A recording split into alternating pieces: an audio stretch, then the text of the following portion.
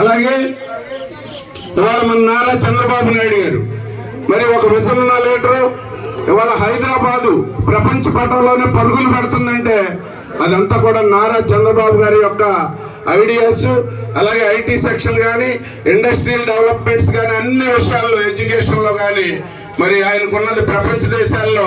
మొన్న 53 రోజులు అరెస్ట్ చేస్తే మన చంద్రబాబు నాయుడు గారు మంచి గురించి చెప్పుకున్నారు ప్రపంచంలో అంతా. మాకు ఉద్యోగాలు ఇచ్చారు, మేము ఇక్కడికి రాగలిగాం, ఐటీ వల్ల 5 నుంచి 10 లక్షల వరకు జాబులు చేస్తున్నామని.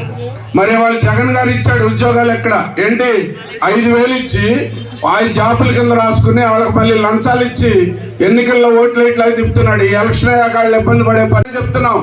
మిమ్మల్ని ఎవరిని కూడా చంద్రబాబు నాయుడు గారు కానీ, పవన్ కళ్యాణ్ గారు కానీ తీసేయరు.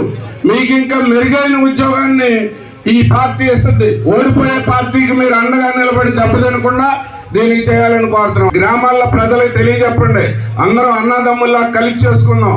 మీరు మేము కలిసిపోదాం. అందరూ సైకిల్ గుర్తు మీద ఓటేసి మంచి మెజార్టీతో గెలిపించాలి.